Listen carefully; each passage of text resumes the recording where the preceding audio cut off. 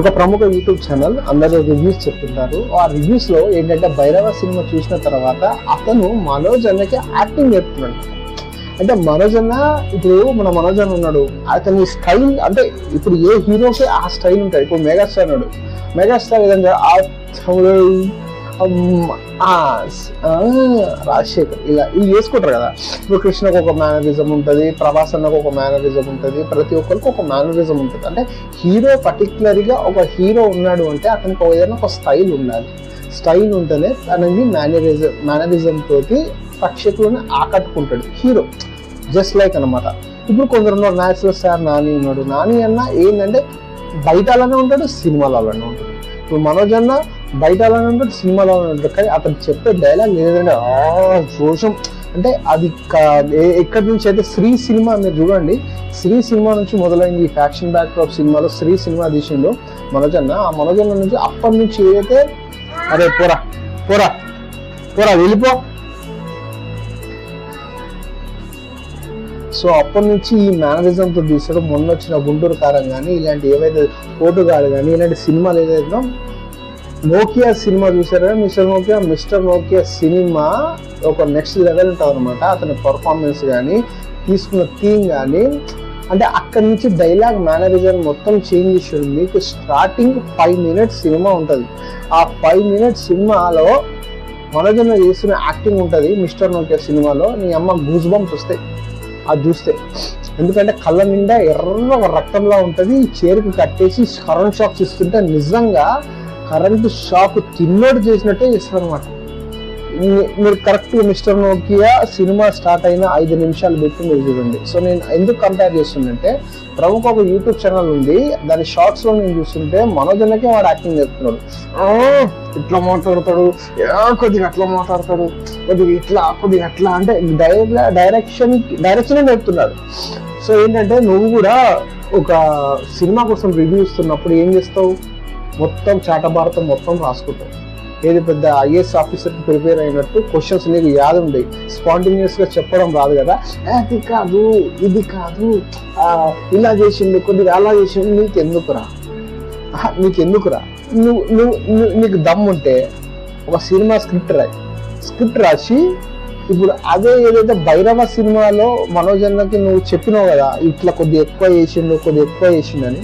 So Manoj అన్న ఏదైతే dialogues ఉన్నాయో అదే డైలాగ్స్ నువ్వు అంటే ఇట్లా చెప్తే బాగుండు మనోజ్ అన్న నువ్వు అనుకున్నావు కదా, నువ్వు చెప్పి వీడియో తీస్తే అది ట్యాగ్ చేయి ఇన్స్టాగ్రామ్లో ట్యాగ్ చేయి, అన్నిట్లో ట్యాగ్ చేయి. అరే నాయన ఒక్కొక్కరికి ఒక్కొక్క మేనరిజం ఉంటుంది. ఆ మేనరిజం అనేది చాలా ఇంపార్టెంట్. ఇప్పుడు మనోజ్ అన్నకున్న మేనరిజం అదే. ఆయన డైలాగ్ చెప్పాలంటే చెట్టు పేరు, కాయ పేరు, పుట్ట పేరు కాదు ఇట్లా ఆ బేస్ ఆయన మనిషికి మామూలుగా మీరు ఇంటర్వ్యూస్ బయట కూడా చూడండి, కంఠం అంటారు కదా, మనిషి బేస్ వాయిస్ ఉంటుంది కదండి. అతని బేస్ వాయిస్ మాట్లాడితేనే గాంభీర్యంగా వస్తుంది. సో డైలాగ్ ఎలా చెప్తారా, మరి సింపుల్గా ఎలా చెప్తారా?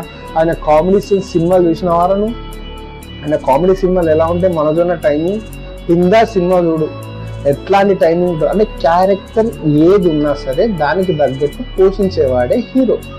సో అర్థమైందా? ఏదో నీ దగ్గర సినిమా చూసి నువ్వు రివ్యూ చెప్తా అంటే ఒక 4-5 క్వశ్చన్లు రాసుకొని వచ్చి అతను నేను రివ్యూ చెప్పడం కాదురా.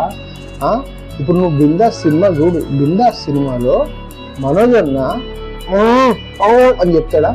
అది అల్లరి చిల్లరిగా తిరిగే పాత్ర. సో దాంట్లో అల్లరి చిల్లరిగానే చేస్తాడు. ఎంత బ్యూటిఫుల్గా చేస్తాడో ప్రెజెంటేషన్, ఎంత డెప్త్ ఉంటుంది.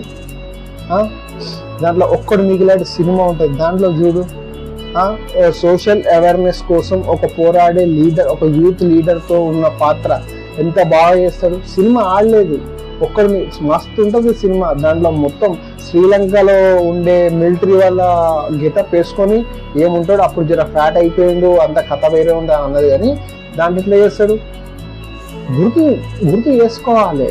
పాతవి కూడా మనం కంపేర్ చేసుకొని ఒక రివ్యూ ఇస్తుంటే ముంగటానికి కూడా అవురా కరెక్ట్ చెప్తున్నారు అనుకోవాలి. గాంభీర్యంగా వస్తుంది వాయిస్, కొద్దిగా ఎక్స్ట్రా చేస్తుండు అంటే ఎట్లా ఎక్స్ట్రా చేస్తారా? సినిమాని బట్టి, క్యారెక్టర్ని బట్టి డైలాగ్ డెలివరీ ఉంటుంది. నువ్వు చూడు ప్రీవియస్ సినిమాలు అన్నీ చూసి పాండవులు తిన్నది అట్లనే చెప్తాడా? అంటే తెర పండుగ వల్ల అతను చెప్పాడు కదా మనోజ్ అన్న, బరాబర్ చెప్తాడు. క్యారెక్టర్ ఏది డిమాండ్ చేస్తుందో అదే చెప్తాడు. సో అది నేర్చుకో. దాని తర్వాత వచ్చిన సినిమాలు పోటుగాడి సినిమా వీడు ఎంత జాలీగా ఉంటుంది సినిమా. దాంట్లోనే ఓ అని చెప్పిందా డైలాగ్? చెప్పలేదు కదా. రివ్యూ ఇవ్వడం తప్పు, అలా ఇవ్వడం మర్చిపో. ఎందుకంటే ఇప్పుడు నువ్వు ఒకరిని వేసుకుంటేనే నీకు డాలర్స్ వస్తాయి, రివ్యూ పెరుగుతుంది అంటే ఇక ఎందుకు రాబాయి పోయి నువ్వు కూడా తీయొచ్చు కదా. తీయని శాత కానప్పుడు దునియా మాట్లాడతాడు ఎవడైనా. సో ఇదన్నమాట ఇప్పుడు మంచంలోకి వస్తున్న ఏంటంటే ఫ్యామిలీ నుంచి కానీ బయట నుంచి కానీ మంచన్న ఫ్యామిలీలో ట్రోల్కి గురి కాని మనిషి ఒకడే, ఏకైక మనిషి ఒకడే, మనోజ్ అన్న. సో మనోజ్ అన్నది చాలా ఇంపార్టెన్స్ ఉంటుంది. ఎందుకంటే అతను మొన్న రీసెంట్ ఇంటర్వ్యూలో కూడా మనకి పడదు బాయ్, ఈ అమ్మ రోడ్డు మీద ఫాస్ట్ ఫుడ్ పట కొట్టి బండి స్టైల్ ఫాస్ట్ ఫుడ్ ఏం లేదురా అన్న. చాలా చాలా చిన్న ఏంటంటే మనలాంటి మనిషి. అతను సినిమా ఏవైతే స్టార్టింగ్ కెరియర్లో మన కృష్ణానగర్లో అన్నపూర్ణ టిఫిన్ సెంటర్ ఉంటుండే. అప్పట్లోనే ఆయన ఫుడ్ బ్లాగ్ చేసి అతని సినిమాతోటి అన్నపూర్ణ టిఫిన్ సెంటర్ పోయి దోశలు తినుకుంటా నేను హీరోనని చెప్పుకున్నాడు రా. అంత కింది స్థాయి నుంచి పైకి ఎదిగిన మనిషి మనోజ్ అన్న. చూసి మాట్లాడాలి ఫస్ట్. ఏదైనా సినిమా కోసం నువ్వు మాట్లాడుతున్నావు అంటే ఆ సినిమాకి అన్న ముందు అతను అన్న సినిమాలు ఏదైతే చేసిండో అతను క్లారిటీగా చెప్తున్నా కదా. వేదం సినిమాలో ఎక్సలెంట్ ఉంటుంది అతని పాత్ర, రాక్ స్టార్ పాత్ర. దాంట్లో కూడా అబ్బాగా ఉంటుందా డైలాగ్. క్రిష్ ఏదైతే ఎంత చెప్పిందో అంతనే చేసిండు, ఎక్కువ వేయలేదు. సో మనం ఏదైనా మాట్లాడుతున్నాము అంటే, ఏదైనా రివ్యూ ఇస్తారు అంటే, నీకు లక్షల మంది ఫాలోవర్స్ ఉన్నారు అంటే నువ్వు ఏదైనా జెన్యూన్ చెప్పు. నీకు నచ్చింది నచ్చలేదు, ఈ టైంకి పోతే ఈ సినిమా బాగుంది, ఈ టైం లైన్ నుంచి ఈ టైం లాగా సినిమా చాలా బాగుంది చెప్పు. నీకు మైనస్ అనిపిస్తే మైనస్ చెప్పు. కానీ అన్నకి నువ్వు పోయి మనోజ్ అన్నకి నువ్వు యాక్టింగ్ నేర్పుతావు అంటే అది చాలా తప్పురా బాయ్. క్లారిటీగా ఉండు, ఓకేనా? ఆ యూట్యూబర్ కూడా నేను మెన్షన్ కూడా చేస్తాను కింద. మెరుగు తారక్